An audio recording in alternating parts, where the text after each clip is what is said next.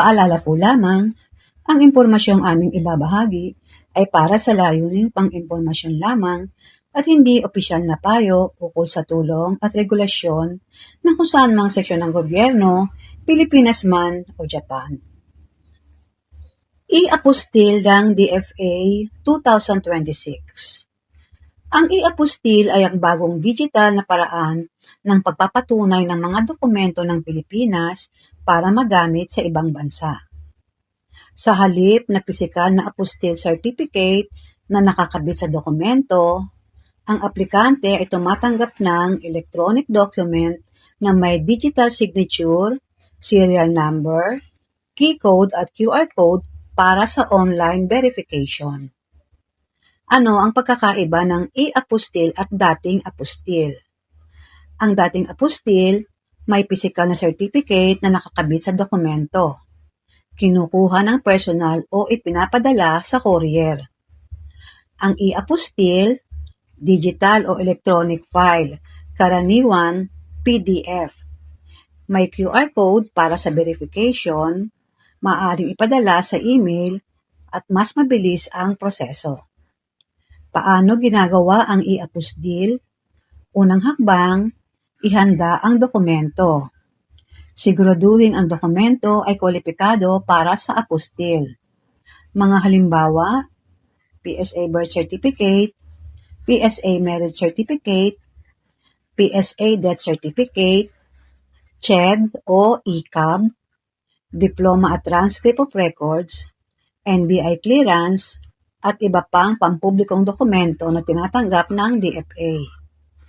Ikalawang hakbang, mag-apply online.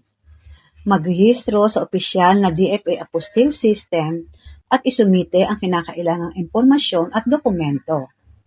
Sa ilang dokumento gaya ng PSA e-certificate at CHED electronic documents, maaaring electronic na direktang matanggap ng DFA ang records para sa mas mabilis na pagproseso. Ikatlong hakbang, magbayad ng bayarin. Pagkatapos ma-validate ang aplikasyon, kailangang bayaran ang processing fee bago maiproseso ang i-apostil. Ikaapat na hakbang, pag-issue ng i-apostil.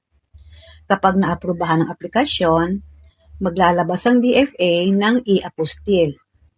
Makakatanggap ang aplikante ng electronic file. Kasama rito ang QR code at verification details. Ikalimang hakbang, verification.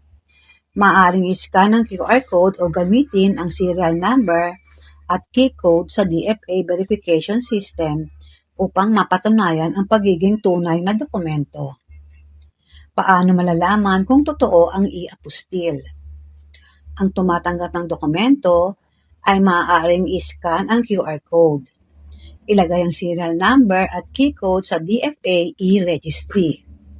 Makikita ang status na verified kung valid ang dokumento. Magagamit ba ang QR code lamang sa Japan? Para sa maraming institusyon, mahalaga ang mismong e-apostil file or PDF at hindi lamang screenshot ng QR code. Ang QR code ay ginagamit para ma-verify ang dokumento online.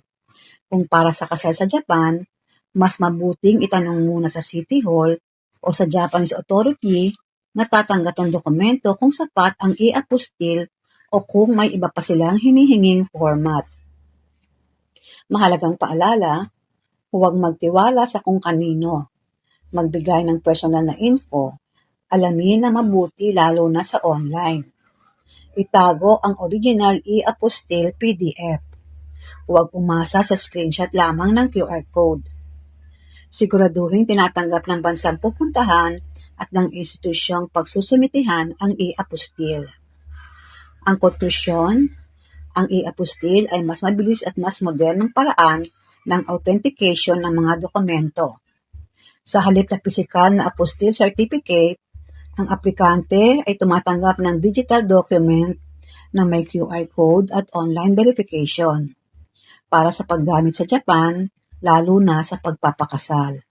Mahalagang dalhin at isumite ang buong i-apostil file at kumpirmahin muna sa City Hall kung ito ang kanilang tinatanggap na format. Paunawa, general reference lamang.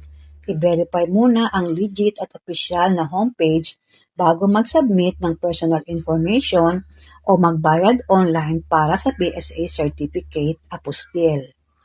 I-double check din po ang link at i-validate sa opisyal na ahensya. Disclaimer lamang po, ang lahat ng impormasyong ibinahagi ay para sa layuning pang-impormasyon lamang at hindi garantisadong kompleto o laging updated.